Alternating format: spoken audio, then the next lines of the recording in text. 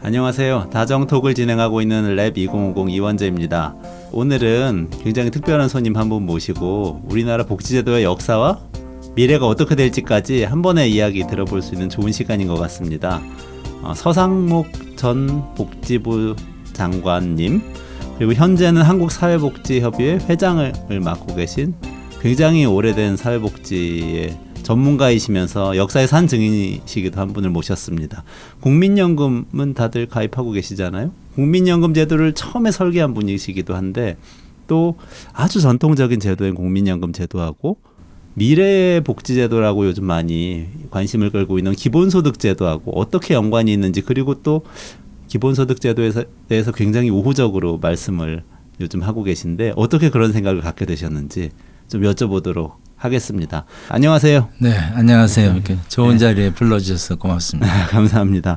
경력이 굉장히 화려하신데요. 저희가 프로필 지금 받아가지고 이렇게 인쇄해가지고 보고 있는데, 저 청취자분들 중에서 아는 분들도 굉장히 많으시지만 또 전문 분야에 관심이 많지 않는 분들은 모르시는 분들도 계실 것 같아요. 그래서 조금 몇 대목만 제가 한번 좀 여쭙겠습니다. 네. 처음에 한국개발연구원 KDI, 그러니까 우리 국가의 싱크탱크에서 국책연구소에서 굉장히 오랫동안 연구를 하시다가 13, 14, 15대 서울 강남구에서 국회의원을 또 3선을 하시고 굉장히 이제 이 정치인으로서도 긴 경력을 가지고 계시고 당시 민주자유당 소속으로 국회의원을 하셨죠. 그리고 93년에서 95년까지 벌써 25년 5년 됐습니다. 네. 이 보건복지부 장관은 지내셨습니다. 김영삼 대통령 때죠. 그러시고 그 뒤에 이제 경기복지재단 이사장도 지내시고 학계에 계속 몸을 담으시다가 이제 2017년부터 한국사회복지협의회 회장을 또 맡아서 사회복지계를 또 대표하는 역할을 하고 계십니다. 한국개발연구원 KDI에서 이제 활동을 오랫동안 하셨죠. 네, 한 10년 있었습니다. 10년 동안. 주로 거기서는 어떤 연구를 하셨습니까? 제가 이제 스탠포드 대학에서 경제학 박사 논문을 경제 성장과 소득 분배의 관계에 관해서 썼어요. 그리고 이제 한 5년 이제 세계은행에 일하다가 78년에 한국에 나왔더니 그때 이제 78년 후반이 우리나라에서 막 이제 사회 개발을 본격적으로 이렇게 할 때입니다. 그래서 이제 한국개발연구원에 3부가 있었는데 1부는 이제 거시경제, 2부는 산업, 3부는 사회개발. 그래서 이제 제가 소득 분배 뭐 이런 문제에 대해서 논문을 썼다고 해서 당시 김만재 원장께서 저보고 3부에 가서 일을 좀 해줬으면 좋겠다 해서 제가 KDI에 와서 이제 했고요. 그때 와서 보니까 이제 소득 분배는 또 딴 분이 하는 분이 있어요. 그래서 제가 이제 빈곤 쪽을 좀 맡아서 연구를 했습니다. 그러다 보니까는 이제 1981년도에 새 정부 들어와서 뭐 빈곤의 실태와 영세민 대책을 좀 종합적으로 만들어 달라는 총리실로부터의 용역 의뢰가 있었습니다. 그래서 이제 자연스럽게 제가 책임을 맡게 됐고, 그래서 그걸 기초로 해서 우리나라에서는 아마 빈곤 실태 조사를 처음 한 걸 겁니다. 네, 그래서 이제 그걸 하고 그걸 바탕으로 해서 공공부조 사업을 새로 이렇게 짰죠. 공공부조 사업이요. 네. 그래서 이제 그거에 근거를 해가지고 그때는 이제 생활보호법이라 그러는데 생활보호법을 개정을 하고 정부의 이제 정책을 거기에 이제 많이 기초를 했습니다. 그 생활보호법이면 지금 기초생활보장법이죠. 국민 기초생활보장법 같은 것의 전신 같은 전신입니다. 옛날 제도인 거죠. 네. 그래서 그때 제가 이제 한번 대대적인 수정을 하고 98년에 기초생활보장법으로 바뀌면서 또 한번 수정이 됐죠.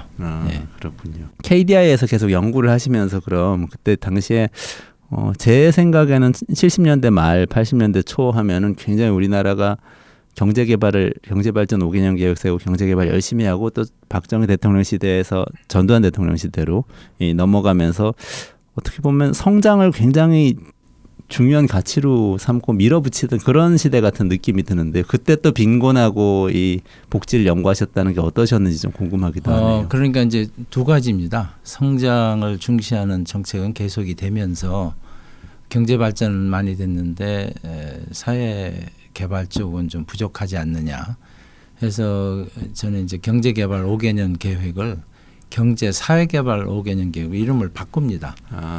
그래서 이제 사회 개발 부분을 70년대 후반부터 시작을 하죠. 그래서 제일 먼저 생긴 게 이제 의료보험이 77년도에 생기고 그리고 이제 88년에 국민연금이 생기고 해서 사회 개발이 사실은 70년대 후반부터 그게 이제 본격적으로 시작이 됐다고 볼 수가 있고 그것이 이제 복지부가 아니고 그때는 경제기획원이 정책을 주도하던 시대였거든요. 네네. 그래서 자연스럽게 한국개발연구원이 네네.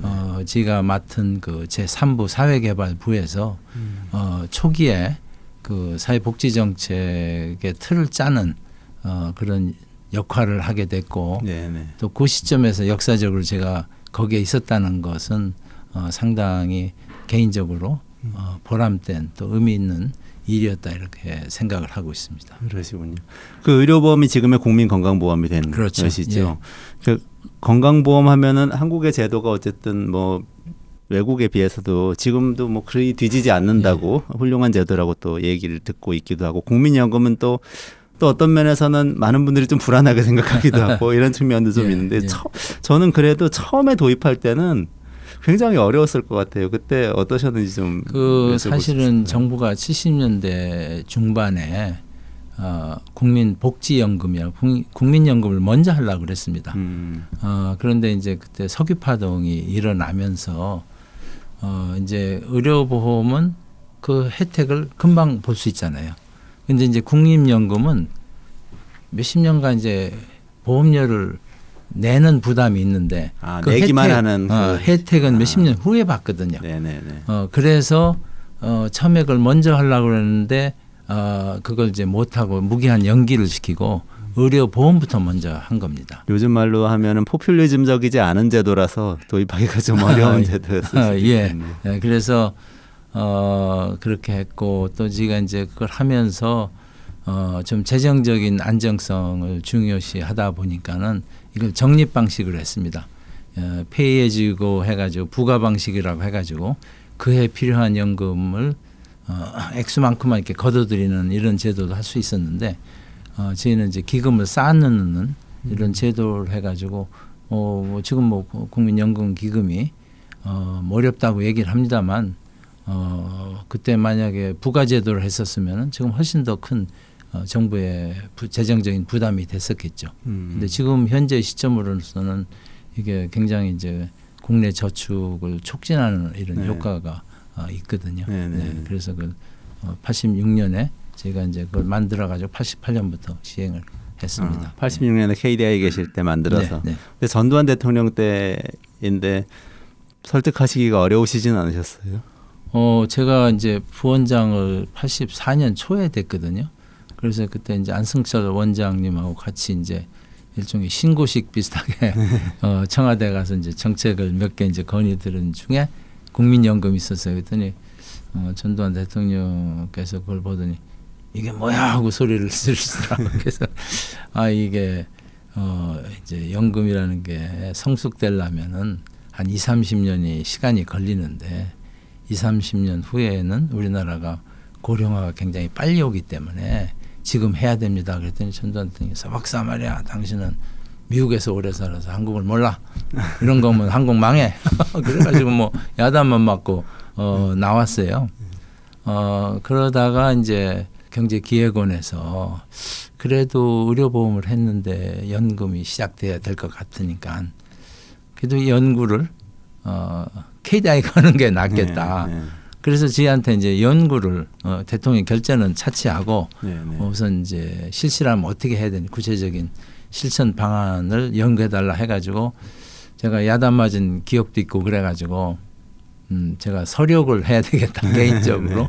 그래서 부원장이 보통 프로젝트 책임을 안 맡습니다만 제가 이제 프로젝트 책임을 맡아가지고 그거를 추진을 했습니다. 그런데 이제 86년 초에 전에 이제 초대 원장 하시는 김만재 씨가 이제 경제부총리가 되면서 제가 이제 인사를 가가지고 네. 지금 이걸 만들었는데 이게 대통령한테 결제 받을 방법이 없습니다 했더니 이제 결제는 자기가 맡으시겠다고 그래가지고 김만재 당시 부총리가 네네. 그래서 이제 86년 4월 초에 제가 1월달에 이제 중간 보고를 드렸는데 저를 들으라고 해서 갔더니 유럽 순방 갔다가 오는 길에 대통령이 네. 아주 기분 좋을 때 비행기 속에서 결제를 받으셨다고 네. 그래서 당시에 뭐 노총하고 뭐 경총하고 법정 퇴직금 문제 갖고 이제 좀 논란이 있었는데 그 문제를 내가 이제 해결을 하면은 시행을 하겠다고 그래서 제가 가서 그 문제를 해결을 하고 직접 노총 제가 가셔서 네 제가 노총을 먼저 갔죠. 그래서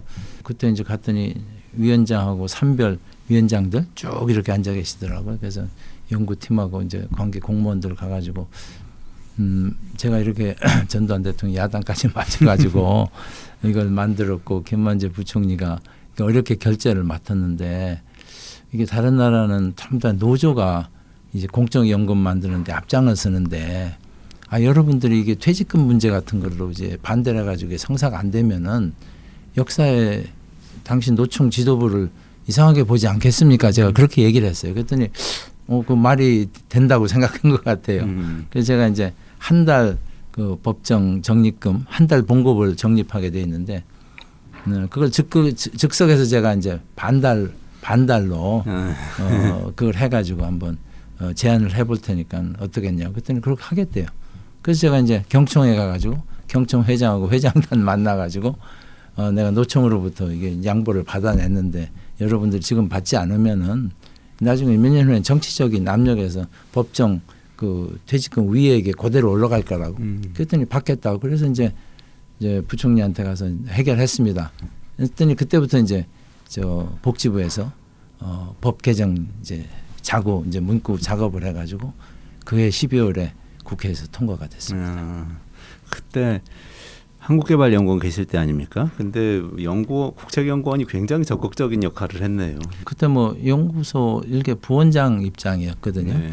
그래도 뭐 대통령이 뭐 그냥 야단이 아니라 이거 나라 망해하는 거를 갖고 다시 그것을 이제 정책을 추진했는데 요새는 뭐 이렇게 좀 그 답답한 부분이 많이 있어요. 네. 그리고 계좌가 그런 시절은 아마 이제 안 오지 싶기는 한데 그때는 경제 정책을 사실상 KDI가 많이 주도를 했습니다. 그래서 이제 새로운 거 시행할 때는 KDI에서 이제 정책 협의를 해가지고 각계 의견 수렴을 하면은 우리가 이제 에드벌룬을 띄우는 거죠. 그러면 정부가 그걸 받아서 수정할 건 수정해가지고 이렇게 해서 추진을 했거든요. 근데 요새는 이제 KDI는 아니라 국책연구소가 완전히 배제되고 당이 직접 이제 정치권에서 가니까 정치권은 이게 이제 합리적인 이거보다는 정치적인 고려로 이렇게 돼서 그래서 이제 뭐 복지 정책만 경제 정책 이런 거에 좀 너무 정치화되어 있는 것 같아요. 네, 그래서 제가 정책 전문가 입장에서는 정책의 효율성이 좀 많이 떨어졌다 이렇게 생각이 듭니다. 그렇군요. 안타까운 마음이 많이 드시겠네요. 그때 국민연금 처음 설득하실 때 어떤 생각이셨습니까? 왜 국민연금이 그때 그렇게 중요하다고 생각해서 적극적으로 이야기를 하셨습니까? 지금 사실은 고령화가 우리가 생각한 것보다 더 지금 빨리 오고 있어요. 그런데 이제 고령화도 고령하지만 우리가 86년에 때보다 저출산이 훨씬 지금 빠른 속도로 이거 이렇게 빨리 저출산이 될까 예측을 못했습니다. 그게 결국은 이제 국민연금 장기 재정을 어렵게 하는 요인도 되지만은 그때 분명한 것은 연금은 기본이거든요. 의료보험, 연금이 그 사회보장에서 저는 기본 두 축이라고 생각을 하는데 우리가 노소속 보장 제도가 거의 없지 않습니까? 그렇죠. 그러니까 그때 이제 공무원, 군인, 그리고 뭐 교직원 정도만 제대로 된 연금이 있었기 때문에 공적 연금을 해야 된다는 거는 뭐 사회복지나 사회보장하는 사람의 기본적인 상식이고 그래서 반드시 해야 된다는 역사적인 사명감을 갖고 추진을 했습니다. 네. 그러셨군요. 그럼 본론으로 좀 제가 말씀을 네, 넘어가 보겠습니다. 그러니까 국민연금 처음 도입하셨다고 하니까 더 궁금해지는데요. 처음 제안하셨는데 기본소득 제도에 대해서 또 요즘 많이 강연도 하시고 활동을 열심히 하시는 걸 제가 사실은 저희들도 스터디를 하다가 알게 되고 이제 모시게 됐는데요.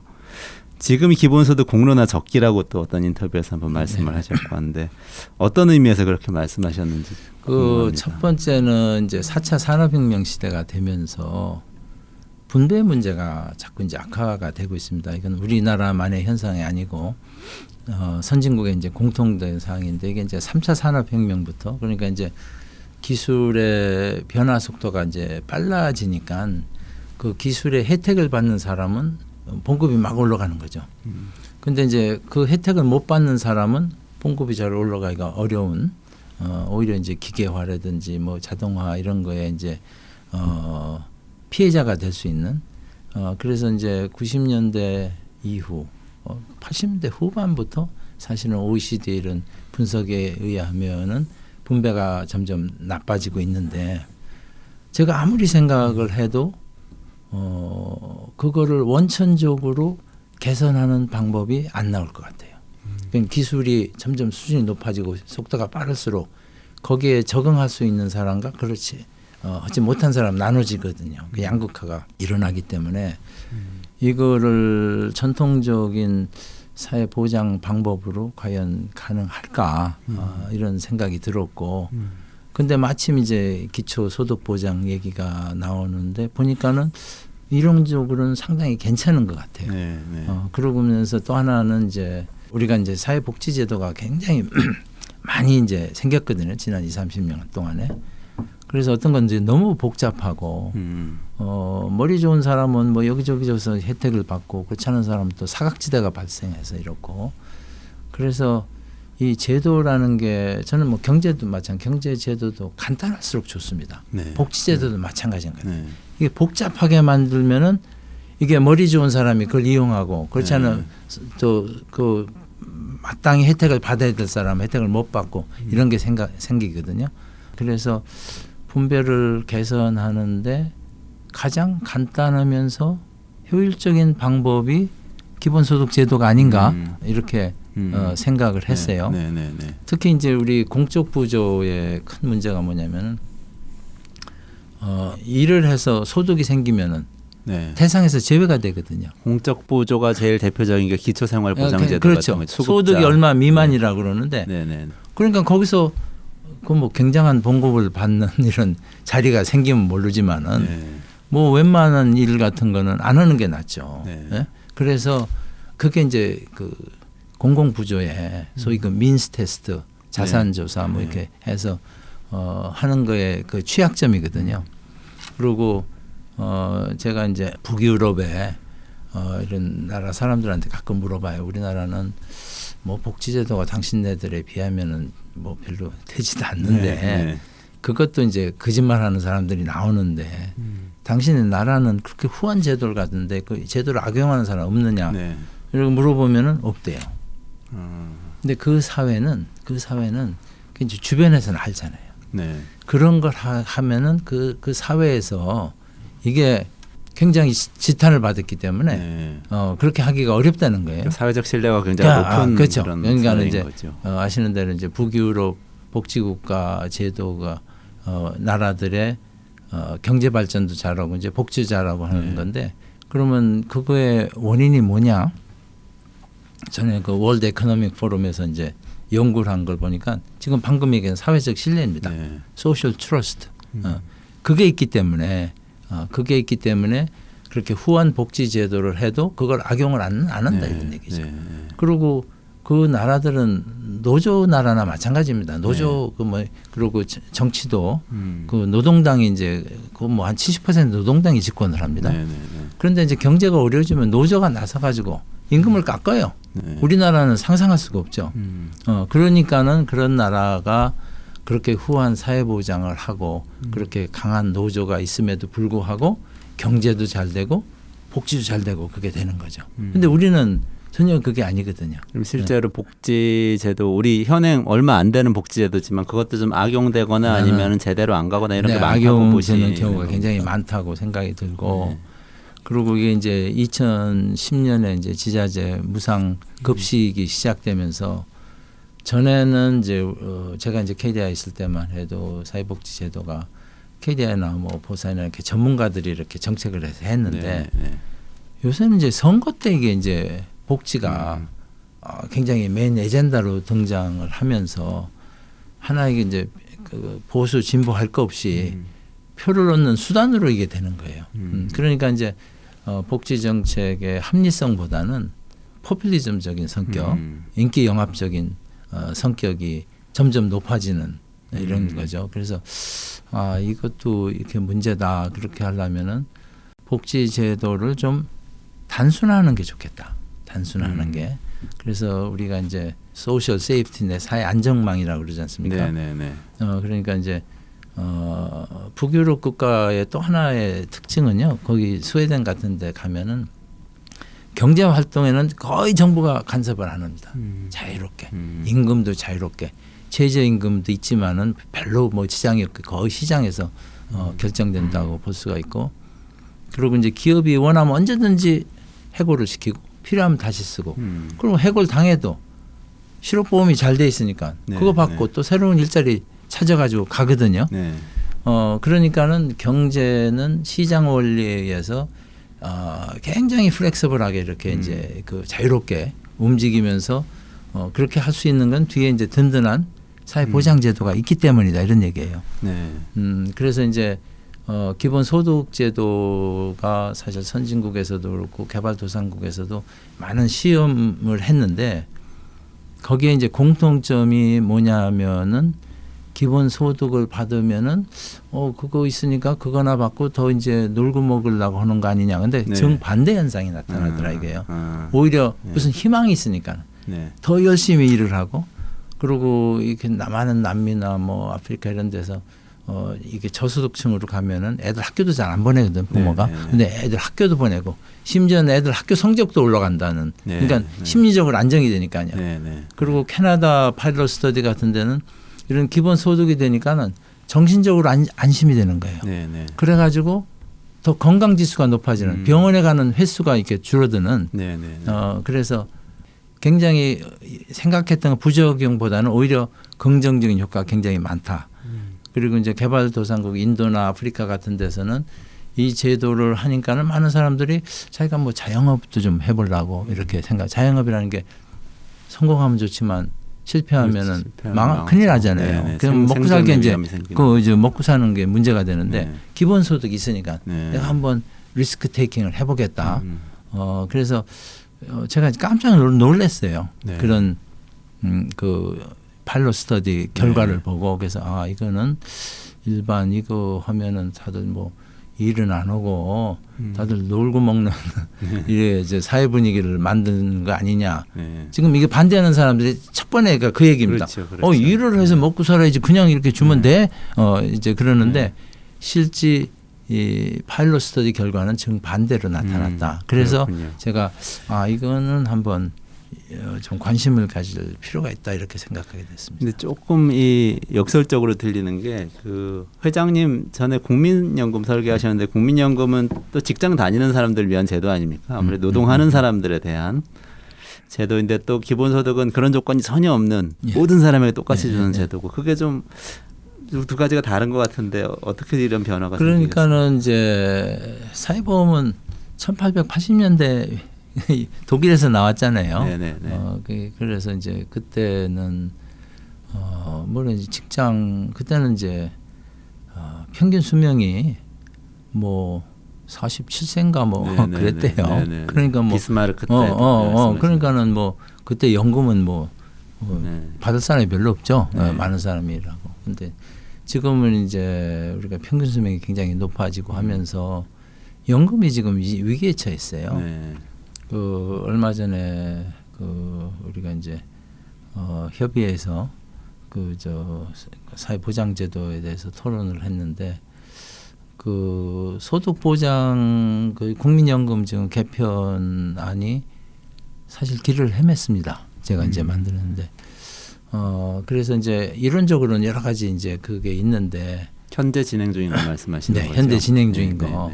그래서 저는 이제 무슨 생각을 가지고 있냐면 제가 설계할 때는 기초연금이라는 게 없었거든요. 네, 네, 네. 그러니까는 지금 국민연금을 보면은 소득 재분배가 거기 내에서 많이 됩니다. 네, 네. 그게 반반으로 돼 있죠. 네, 반반으로 돼 있는데 지금 이제 공무원연금이나 이런 건 소득 재분배 기능이 거의 없어요. 네. 그래서 이제는 기초연금이 있으니까 기초연금을 통해서 소득 재분배를 하고 또 기본소득제를 한다면 그걸 통해서 소득 재분배가 되기 때문에 국민연금은 공무원연금이나 마찬가지로 자기가 낸 거에 근거해서 네. 받아내는. 네, 네, 네. 그러면 지금 국민연금 개혁의 최대 걸림돌이 보험료를 9%에서 못 올리고 있는 거거든요. 네, 네. 그러면 그걸 올릴 수가 있다 이게요. 자기가 더 내면 더 많이 가져가니까는. 그러니까 네. 연금 개혁을 하는 거야. 자기가 낸 거에 비례해서 가져가는. 네. 그러면 사람들이 이제 보험료 인상에 대해 거부 반응이 없죠. 네. 또 하나 이제 지금 연금제도의 문제는 1등 시민, 2등 시민 나눠진다는 거예요. 군인, 공무원, 뭐 교직자는 1등 시민이고 네. 국민연금 그것만 못 하거든요. 2등 시민이고. 그래서 이걸 하나로 합쳐야 된다는 거예요. 국민연금 전부 다 합쳐가지고. 그런데 이제 군인이나 공무원은 거기에 퇴직연금이 같이 들어 있어요. 그러니까 거기서 퇴직연금 부분을 빼고 나머지는 국민연금을 다 통합을 해서 모든 국민이 하나의 연금을 받는 이런 제도를 만드는 그렇게 되면 이제 이게 장기적으로 이제 연금이 빵꾸가 안 나려면은 결국 자기가 낸 거에 비례해서 받는 제도로 궁극적으로 가야 됩니다. 그러려면은 이제 이게 이제 충분하지 않을 수가 있죠. 그러니까 그때는 이제 기본소득 같은 게 되면은 그걸 통해서 기본소득과 기초연금 네네. 이런 걸 통해서 기본소득제가 되면 뭐 기초연금도 거기에 흡수가 돼야 되겠죠. 네, 그렇게 되면은 연금 개혁도 하기가 좋아지고 더 지금 제가 기본소득에 관심을 갖게 된 거는 지금 정부 들어와서 지금 경제가 어려워지는 첫 번째가 최저임금을 많이 올리는 거예요. 네네네. 그러니까 그게 뭐 최저임금 뭐예요? 그러니까 시장에 정부가 개입을 해서 인위적으로 얼마씩 주라고 한 거라고요. 그게 이제 부작용을 일으킨다고요. 그래서 이런 기본소득제도 같은 게 되면은 정부가 그런 거를 좀 안 해도 되죠. 해도 아주 최소한도로 네, 이렇게 네, 하고 네. 그래서 임금은 시장에 맡기면 된다는 얘기죠. 네. 그래서 우리가 지금 이 경제 정책 중에 소득 보장적인 성격이 많이 들어 있어요. 최저임금을 네네. 포함해서. 네네. 그래서 이런 거를 기본 연금 기본 소득 제도를 하면은 그런 거를 여기로 다 이제 통합해서 묶고 그러니까는 이걸 나누자 이거예요. 경제는 시장 원리에서 가격이 시장에서 결정되게 하고 네. 그러고 정부가 개입하는 거는 사회 안전망이다 이게. 사회 안전망인데 옛날에는 그게 이제 사회보험제도가 그랬는데 이제 시대가 바뀌어지면서 그거 갖고 불충분하기 때문에 거기에 이제 기본소득제 제도를 21세기의 새로운 사회 안전망으로 네. 확립을 하면 좋겠다. 네. 그러면서 아까 얘기한 대로 경제는 경제 논리로 움직이고 네. 그리고 튼튼한 그 사회 안전망을 새로운 방식으로 만들자 이런 얘기죠. 네. 그래서 이 재주 부리는 사회 안전망이 아니고 네. 지금 아까 말씀드린 대로 기초생활보장제도 같은 거는 그 돈을 벌어서 거기서 나가면은 혜택이 굉장히 많이 없어진다고. 네. 맞아요. 그러니까 그거는 어떻게 보면은 제도를 악용하라는 인센티브가 들어 있는 거예요. 그러니까 그러나 이 기본 소득 제도는 그렇게 아주 간단하게 누구나 똑같이 받으니까요. 네. 네. 거기서 이제 이런 얘기를 합니다. 아니 돈 많은 사람 왜 저 돈을 주느냐? 근데 돈 많은 사람은 자기가 정부로부터 100만 원 받으면 아마 세금을 200만 원, 300만 원 더 내야 될 거다. 네. 네. 그러니까는 자기가 받을 건 받고 낼 건 내고 네. 꼭 괜찮은 거죠. 뭐 국민으로서 똑같이 100만 원을 받고 그리고 소득이 많은 사람 200만 원, 300만 원, 1000만 원도 내고 돈이 없는 사람 못 내고 하는 거죠. 정리를 해보자면은 이런 말씀이시네요. 일단은 우선 첫 번째로는 복지제도가 굉장히 복잡해지고 사각지대가 많아지고 악용하는 사람들도 생기고 하기 때문에 이 문제를 해결하기 위해서는 아주 단순한 보편적 기본소득제도가 굉장히 좋은 제도인 것 같다. 이 복지 효율화 이 말씀이 한 가지 있으셨고, 그 다음에 과거에는 이제 제조업 시대에는 모든 사람들이 비슷하게 일을 했었는데 지금 뭐 4차 산업혁명이니 뭐니 기술이 변화하면서 노동시장 환경이 많이 바뀌어서 사람들이 일하다 말다 하기도 하고 또 그렇죠. 고령화되면서 노인들도 늘어나고 이런 여러 가지 노동시장 바깥에 있는 사람들이 평생 늘어난다. 직장 개념이 깨지거든요. 그렇죠. 그것도 깨진다. 그러니까는 네. 실업보험만 갖고는 불안한 거예요. 네네네. 그러니까 기초 이런 소득 보장제도가 새로 생기면은 굉장히 안심을 하고 자기가 뭔가 새로운 자영업도 네네네. 하고 새로운 분야에 창의적인 분야에 도전도 네네네. 하고 네. 할 수 있다 이런 얘기죠. 그렇죠. 그러니까 복지 효율화뿐만 아니라 노동시장 변화도 있기 때문에 이 두 가지가 굉장히 그러니까 큰 이제 배경이 경제는 더 되는 거네요. 활력화되고 네네네. 노동시장은 더 이제 시축적이 되고 네네. 그러면서 이 기본 소득이 보장되는데 거기에 그걸 악용할 소지는 별로 없고 간단하게 때문에. 네네네. 그래서 나는 굉장히 매력적인 거다 제가 그 생각을 한 거예요. 소득은 국가가 나서서 확실하게 보장해주되 시장에서는 자유롭게 시장은 네, 시장 하자. 논리에 의해서 움직이니 그러면 효율성이 높아진다 이거죠. 지금 말씀하신 건데 큰 얘기가 많은데 예를 들면 최저임금 제도도 그렇죠. 완화하자 하셨고 네, 이제 실업급여도 좀 지금 여기 여기 이제 통합시키자 통합을 이거죠. 시키자. 그리고 기초연금도 여기에 들어가고 국민연금 지금 이제 그리고 일부도 아동 그렇고. 수당 뭐 네네. 이런 거 다 여기에 들어가는 거죠. 그렇죠. 근데 말씀을 쭉 듣다 보니까 아무래도 그 회장님이 요즘 이런 말씀 많이 이 주변에 하실 것 같은데요. 듣는 분들이 또 좀 보수적인 분들도 많으실 것 같아요. 경제학계도 좀 많으실 것 같고 경제학자 출신이니까 좀 반응들이 어떻습니까? 저 서상모니까 좀 돌았나 이런 이게 이제 제가 그 헌정에 네네. 그 여야 의원인데 옛날에 야당 하시는 분들도 요새 기준은 다 보수입니다. 네네네. 민주당 하던 분들 다 네. 보수예요. 그래가지고 그 헌정에서 제가 이제 뭐 잠깐 뭐 우리 복지 얘기를 하면 잠깐 얘기를 했더니 질문이 둘인데 전부 다 여기에 대한 질문이에요. 네. 한 분이 하더니 아니 뭐 스탠프드 경제학 박사가 뭐 이런 걸 하자고 그러냐고. 네.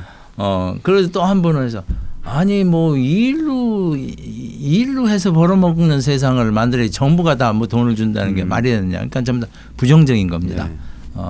그리고 뭐 제가 아는 사람들은 진보보다 보수를 더 많이 알거든요. 네네. 그러니까 그분들은 경제하는 사람 다들 이상하게 봐요. 네. 근데 그분들은 이거를 그만큼 깊이 안 봤다고 생각을 합니다. 깊이 안 봤다고 생각하고 그분들은 지금 복지제도의 문제점을 뭐 상대적으로 덜 보고 있을 수도 있고 또 하나는 아까 말씀드린 지금 최저임금 때문에 정부가 시장에 개입을 하니까 네네네. 이게 거기서 많은 부작용이나 일자리가 지금 오히려 없어지고 있거든요. 네네. 그래서 기초연금을 하고 이런 이제 최저임금 같은 거를 이렇게 무리 안 되게 이렇게 하면은 훨씬 일자리가 많이 생기고 일할 인센티브도 더 생기고 네. 세상에 뭐 기본소득만 받고 살겠다는 사람 얼마나 되겠어요. 그런데 이제 소득이 늘어나도 기본소득은 받으니까 그럼 더 열심히 하는 거죠. 지금은 소득이 늘어나면은 생계급여 같은 경우 이제 없어져 버리기 때문에 나갈 수가 없는데 하나둘이 아니고 몇 시까지가 없어진다니까요. 뭔가 네. 좀 더 해도 그냥 그대로 다 주니까 괜찮은 그러니까는 거죠. 네. 모든 아까 제가 지금 이제 파일럿 스터디에서 나온 결과가 더 열심히 일을 한다는 거예요. 네. 애들은 공부도 더 열심히 해가지고 학교 성적이 더 올라가고 이게 그러니까 정신과 의사를 찾는 이 빈도도 떨어지고 그러니까는 병원을 적게 간대요.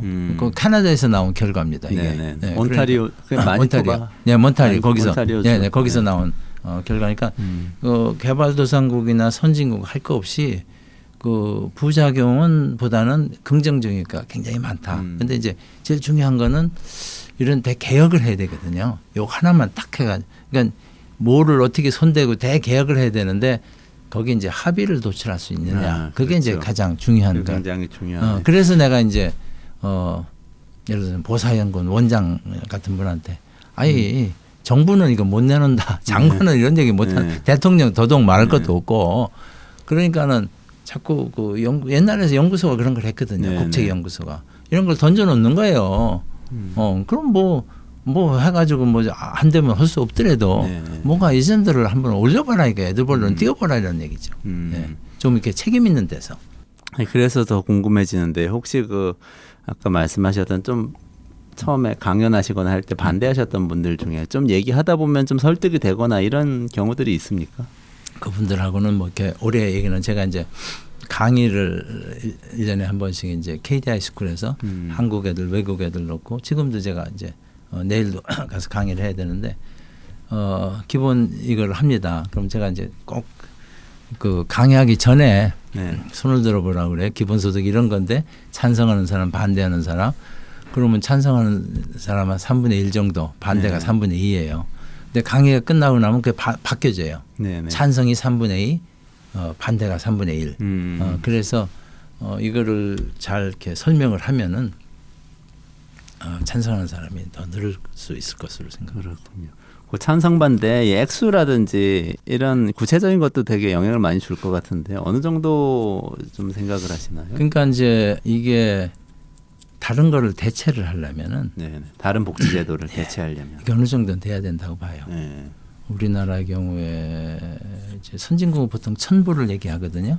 월 1,000불. 네, 월 1,000불. 네, 네, 네. 어른의 경우에 그럼 한 100, 애들은 뭐 한 500불, 600불.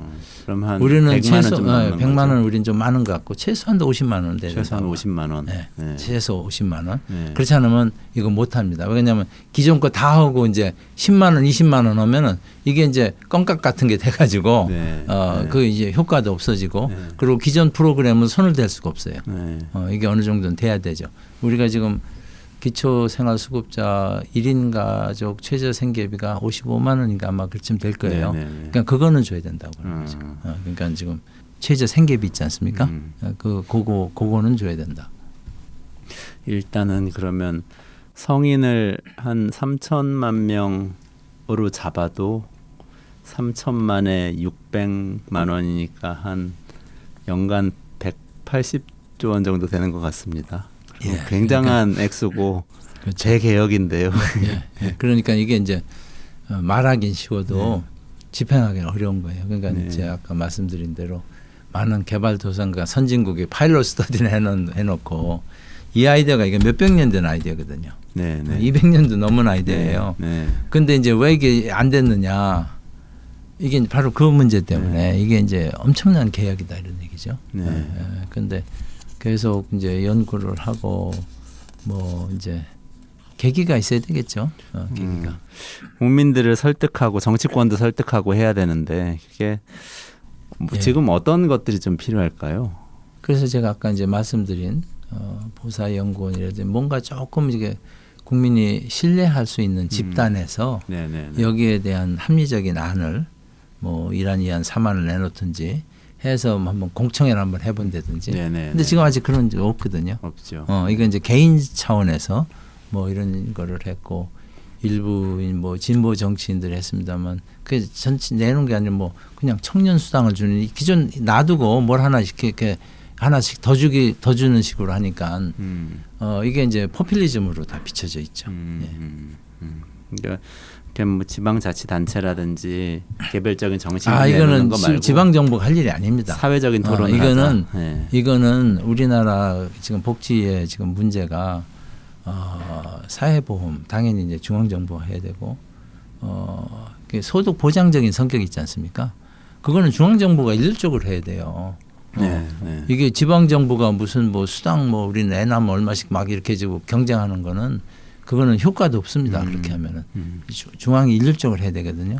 그리고 지방정부는 뭘 하느냐 사회 서비스 뭐 장애인 노인들 뭐 이런 네, 그런 거를 이제 지방이 해야 되는데 요새는 막 이게 그 중앙이 복지에서 중앙이 할 일과 지방이 할 일이 막 굉장히 이제 대혼란이 일어나고 있는 것 같아요. 네, 네, 그래서 그런 것도 이제 중앙이 질서를 잡아야 되죠. 네. 질서 복지부가 그거 다 지금 그 컨트롤할 수 있는 제도 장치가 있거든요. 네, 네, 네. 그걸 해 나가야 된다고 봅니다. 지금 말씀을 들어보면은 어떻게 보면 이게 뭐 진보적이거나 보수적이거나 간에 상당히 관심을 기울이고 좀 도입을 하는 걸 바로 지지를 하지 않더라도 검토를 하거나 연구를 하는 건 반드시 필요할 거란 그런 생각이 좀 저는 그래서 드는데요. 연구팀에 네. 보수 진보가 다 네. 보수 진보의 대표 선수들이 다 들어왔으면 좋겠어요. 네, 네, 네. 그래서 정치인이 아니고 그 전문가들인데 네. 사상이 이제 보수적인 분, 진보적인 분. 네. 그래서 이제 보수가 좋아하는 이유는 이게 간단한다는 얘기입니다. 그리고 소득 재분배를 만약에 한다 그러면은 이게 제일 좋겠다. 네네. 이게 이제 진보는 이게 일종의 사회권이죠. 사회권을 네, 네. 보장하니까 굉장히 이제 진보의 사상을 네, 잘 네. 반영하는 이게 네. 되고 그리고 이제 아까 얘기한 양극화 문제라든지 분배 문제에 대해서 부작용을 최소화하면서 그 문제를 원천적으로 해결할 수 있는 게 바로 이 제도이기 때문에 나는 보수 진보 뭐 그런 거 하는데 저보고 위원장 하라면 내가 용어가 있어. 네, 그래서 네. 양쪽을 설득을 해가지고 네. 뭐 안을 만들 수 나는 있다고 생각합니다. 네네네. 그런 연구를 좀 해하고 같이 담론을 형성해 가는 게 지금 꼭 해야 되는 그런 일일 것 같네요. 예. 네. 마지막으로 그러면 그게 다 만약에 잘 된다면 대개혁이 일어났다면 그럼 우리 사회가 어떤 부분이 좀 제일 나아질까? 어떤 부분이 제일 관심이 가시는지 그 제가 부분 이제 좀. 바라는 이상적인 사회는 북유럽 같이 경제는 경제 논리로 자유스럽게 이렇게 경제는 경제 논리로. 이걸 가고 복지는 사회 안전망을 충분히 해가지고 경제가 그렇게 갈 수 있도록 뒷받침을 해주는 거죠. 네네. 어. 복지는 왜냐하면은 안전망으로 확실하게. 이게 이제 해고가 돼도 자기가 살 대책이 있으면은 그러면 기업이 좀 자유스럽게 해고하게 놔둬도 되거든요. 네네. 네. 그래서 그렇게 되면은 제가 보기에는 복지 국가도 지속 가능한 복지 국가도 되면서 이렇게 지속 가능한 시장 경제도 활력 있는 시장 경제가 될 수 있겠다. 그래서 제가 이제 경제와 복지를 이제 같이 이렇게 지속 가능한 자본주의와 복지 국가의 길 해가지고 이제 웰페어노믹스라는 개념을 정리해서 책으로 내기도 했는데요. 그런 웰페어노믹스를 구현하는 굉장히 중요한 수단이 될 수 있다. 네네. 왜냐하면 이게 이제 경제와 복지는 양자택일이 아니거든요. 네네. 네. 경제도 잘 돼. 경제가 잘 돼야지 복지를 할 돈이 있는 거 아니에요. 그리고 뭐 복지가 안 좋으면 경제 잘한다는 게 의미가 없죠. 그렇죠. 네. 네. 네. 그래서 경제와 복지는 이렇게 양자택일이 아니고 다 해야 되는데 이걸 이룰 수 있는 수단 중에 하나가 기본소득 제도가 아닌가 이렇게 생각을 합니다. 마지막 말씀 너무 인상적이네요. 그러니까 경제는 경제답게 시장 원리에 따라서 복지는 복지답게 확실하게 사회 안전망을 갖춰주면 그게 경제와 복지가 따로 가거나 양자택일의 상황이 되는 게 아니라 같이 성공할 수 있는 그런 제도라는 말씀을 주셨어요. 그리고 그걸 하기 위해서 보수적인 사람 보수적인 사람대로 진보적인 사람 진보적인 사람대로 보수적인 분이라면 이건 단순한 복지제도이고 시장 원리에 잘 맞는 제도라는 점에서 진보적인 분이라면 이건 개인의 사회권을 강화시켜주는 이거 저항권이 될 수도 있겠는데요. 그런 제도라는 점에서 같이 이 긍정적인 면을 보고 얘기를 나눠보면 좋겠다 이런 제안을 좀 주셨는데요. 좀 새겨 듣고 앞으로 같이 뭔가 이 이야기를 더 나눠보면 좋겠다는 그런 생각이 들게 하는 말씀이었습니다. 서 회장님 오늘 말씀 정말 감사드립니다. 저희 청취자들을 이 많은 토론거리를 얻게 된 것 같습니다. 예, 좋은 자리 불러주셔서 고맙고요. 또 이게 계기가 돼가지고 복지 또 분배 뭐 이런 분야에서 좋은 토론이 많이 이루어졌으면 좋겠습니다. 네, 감사합니다. 네.